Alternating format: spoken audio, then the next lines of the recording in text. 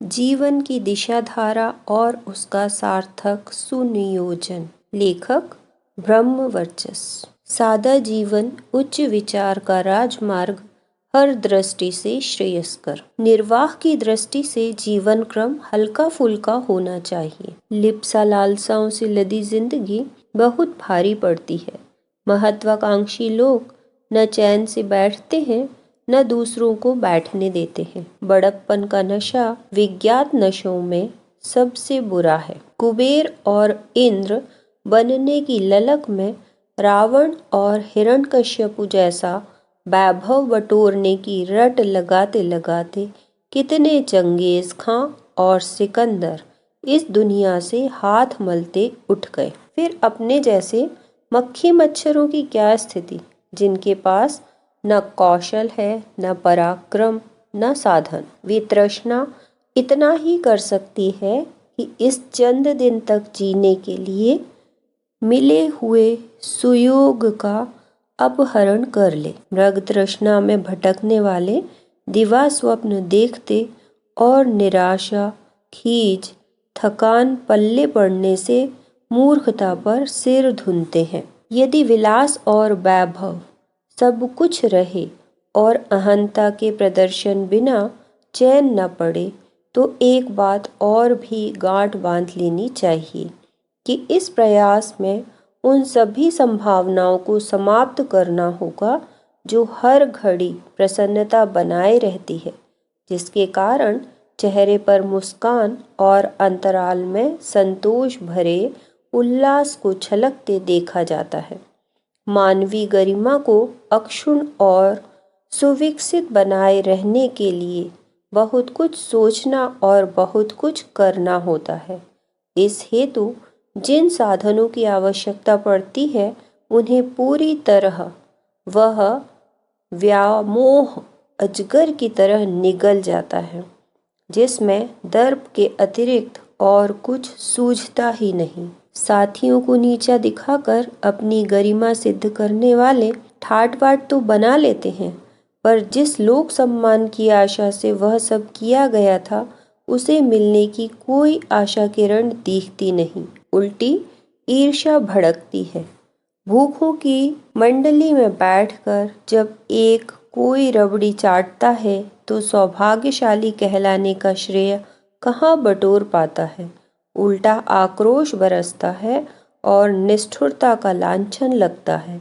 लगे हाथों कहने वाले यह भी कहते हैं कि यह अनीति उपार्जन है, अन्यथा ईमानदार होने पर तो यह हमारे जैसा ही रहता। जन मनोविज्ञान को समझने वाले जानते हैं कि साथियों की तुलना में बहुत अधिक विलास वैभव एकत्रित करना गरिमा अर्जित नहीं कर पाता, वरन ऐसा आक्रोश उत्पन्न करता है जिसकी चपेट में जाने कितने आक्रमण सहने और कष्ट उठाने पड़ते हैं।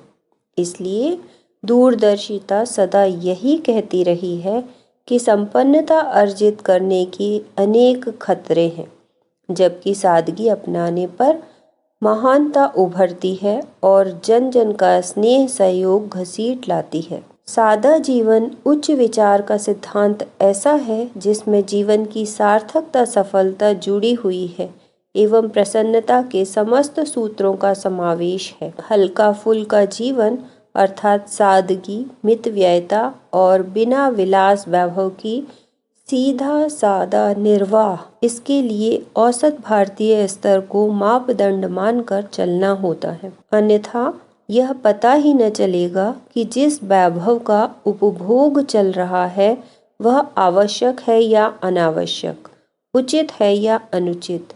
जिसकी अपनी तृष्णा आकाश चूमती हो, उसके लिए यह अनुमान लगा सकना कठिन है कि औसत मनुष्य को किस स्तर का निर्वाह अपनाना पड़ता है।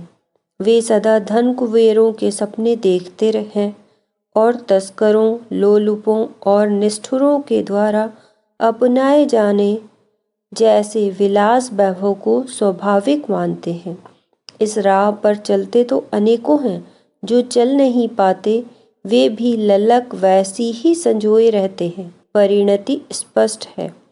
साधनों के रहते हुए भी उनका इच्छित रसास्वादन तो कदाचित ही कोई कर पाते हों। मधुमक्खियों के वैभव को कौन सहन करता है? छत्ता तोड़ने के लिए बहेलिए ही नहीं, गीदड़ और बंदर तक घात लगाए रहते हैं। यह अपहरण चापलूसी के औजार से किया गया या गला मरोड़ने वाले नागपाश से, यह बात दूसरी है। बड़ा हुआ वैभव रुदन के अतिरिक्त और कुछ उत्पन्न नहीं कर सकता। उससे दुर्व्यसन और अहंकार समान रूप में बढ़ते हैं।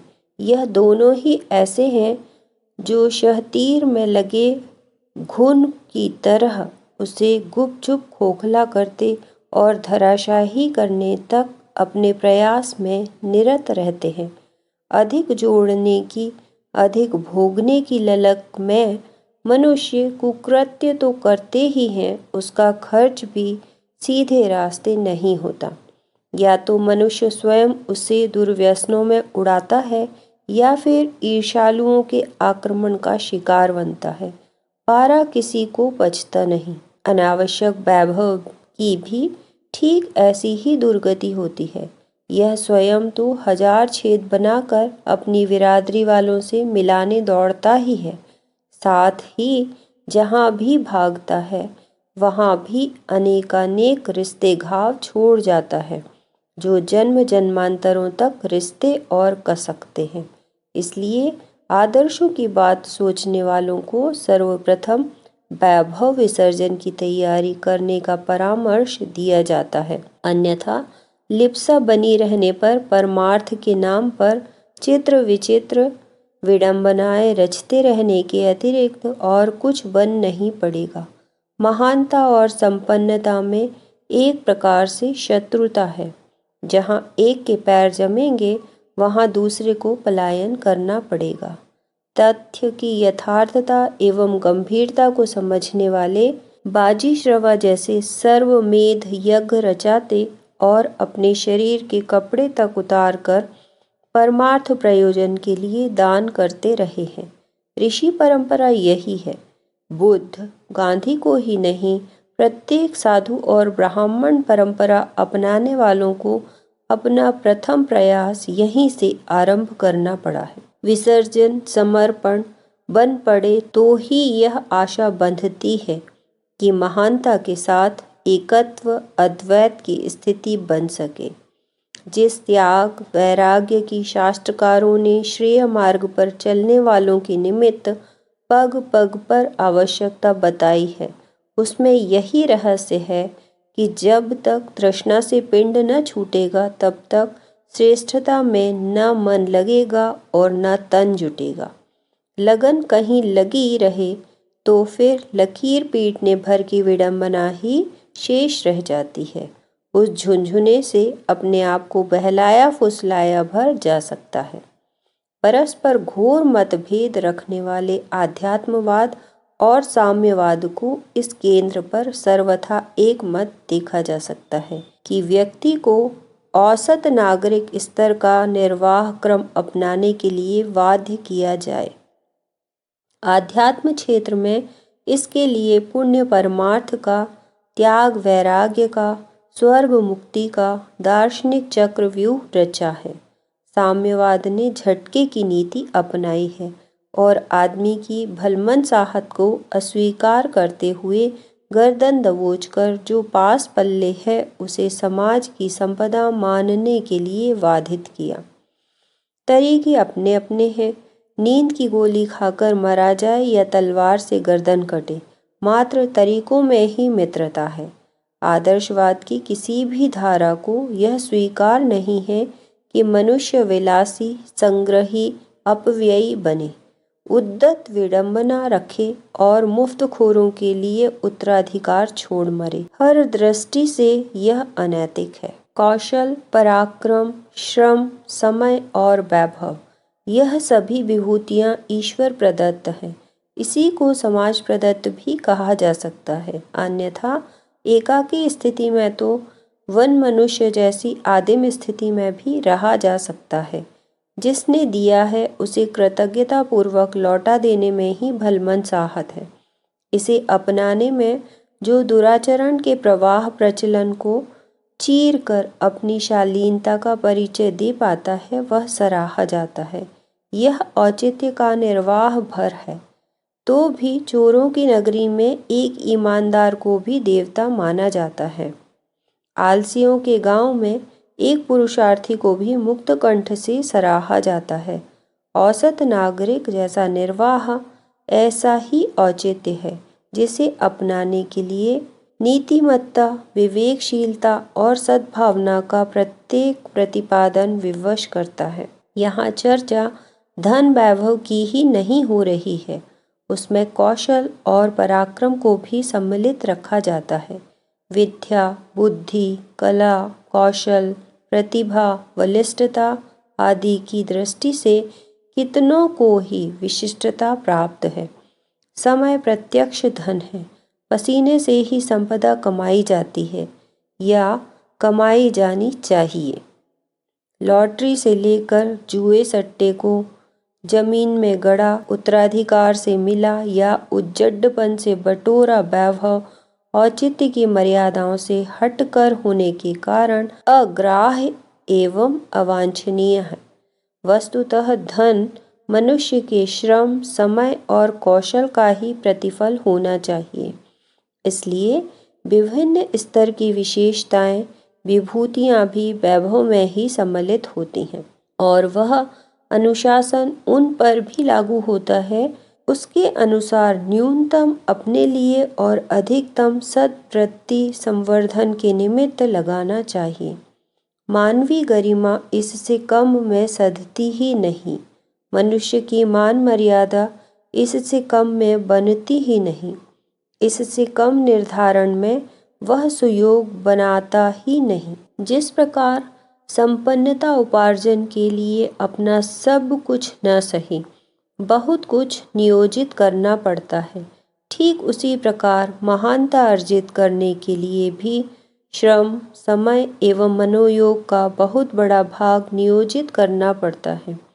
यदि उन विभूतियों पर पहले से ही लोभ लिप्साने आधिपत्य जमा रखा हो तो फिर महानता अर्जित करने के लिए, खरीदने के लिए जिन साधनों की आवश्यकता पड़ती है वे पास में हों ही नहीं।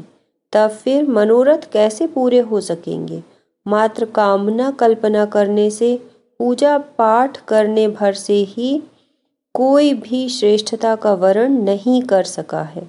ईश्वर भक्त भी महामानवों की पंक्ति में बैठ सकने में समर्थ नहीं हुए हैं। उत्कृष्टता तो मूल्य देकर खरीदी जा सकती है। इस खरीद के लिए जो चाहिए उसे संपन्नता की ललक पर अंकुश लगाकर ही बढ़ाया जा सकता है। चुनाव दो में से एक का करना है। निकृष्ट विचार रखकर घिनौना जीवन जिया जाए, संकीर्ण स्वार्थपरता की सड़ी कीचड़ में बुलबुलाते, तिल मिलाते कीड़ों जैसे शेषनोदर पारायण बना जाए, या फिर उत्कृष्ट स्तर की विचारणा अपनाकर सादगी का सौम्य, सात्विक, निष्प्रह रहकर महानता को वर्ण किया जाए। दोनों में मौलिक अंतर एक ही है। निकृष्टता आरंभ में आकर्षक लगती है, किंतु परिणाम की दृष्टि से विघातक विष जैसी कष्टदायक सिद्ध होती है।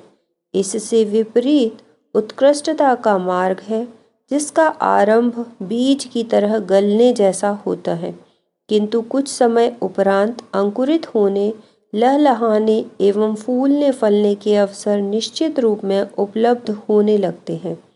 अदूरदर्शी तात्कालिक आकर्षण के लिए आतुर होते हैं और आटे के लोभ में गला फंसाकर बेमौत मरने वाली मछली का उदाहरण बनते हैं। दूसरे वे हैं जो किसान, माली, विद्यार्थी या व्यवसायी की तरह अपनी श्रम साधना सत्प्रयोजन के लिए लगाते और अंततः बहुमूल्य फसल से अपने कोठे भरते हैं। सादा जीवन उच्च विचार का राजमार्ग हर किसी के लिए श्रेयस्कर है। उसमें आवश्यकताओं और सुविधाओं पर इतना अंकुश लगाना पड़ता है जिसमें शरीर को मात्र औसत नागरिक जितनी व्यवस्था जुट सके। वैयक्तिक आकांक्षाओं को इतना ही स्वल्प एवं सीमित रहना चाहिए ताकि संसार में जितने साधन हैं उन्हें मिल बांट कर खाया जा सके। हर किसी के हिस्से में गुजारे जितना आ सके। ऊंची दीवार उठाने के लिए कहीं न कहीं गड्ढा करना पड़ता है। अमीर बनने में, विलास वैभव जुटाने में जिस संपदा की आवश्यकता पड़ती है उसका संचय बिना दूसरों का रक्त पिए अपनी कोठी तिजोरी की शोभा बढ़ाने के लिए जमा हो ही नहीं सकता। जो अधिक उपार्जन करने योग्य हैं उनके ऊपर एक अतिरिक्त उत्तरदायित्व यह आता है कि सादगी से गुजारा करने के उपरांत जो बचता है उसे सत्प्रयोजनों के लिए हाथों हाथ लौटा दें। वरिष्ठता के बदले श्रेय मिलने का सौभाग्य ही पर्याप्त है। उपार्जन अभिवर्धन की कौशल, व्यवस्था और सूझबूझ की विशेषता का प्रतिफल इतना ही हो सकता है कि उन्हें सराहा, सम्मानित किया और श्रेय दिया जाए। इसके बदले उन्हें अधिक संपदा, सुविधाओं जैसे लाभों की ना तो मांग ही करनी चाहिए और न वैसा कुछ उन पर लाद कर गरिमा का अपहरण ही होना चाहिए। घर में बड़े कमाऊ लोग मात्र अधिक श्रेय पाकर संतुष्ट हो जाते हैं। व्यक्तिगत उपभोग के लिए अधिक संपत्ति उड़ाते रहने की छूट नहीं मांगते। वे जानते हैं कि संयुक्त परिवार में सभी का समान हक है। कमाऊ हीरे मोतियों से लदे और बिना कमाऊ चिथड़े लपेट कर घूमे तो यह संयुक्त परिवार कहाँ रहा। यह समूचा समाज एक परिवार है। उनके वरिष्ठों को कनिष्ठों का अधिक ध्यान रखना चाहिए। अभिभावक स्वयं दूध न पीकर भी बच्चों के लिए उसे किसी प्रकार जुटाते हैं। मरीज के लिए फलों का प्रबंध किया जाता है, जबकि समर्थ दाल और नमक के सहारे भी रोटी गले उतारते रहते हैं। यदि समर्थ का विशेष अधिकार मान लिया जाए तो फिर असमर्थों का ईश्वर ही रक्षक है।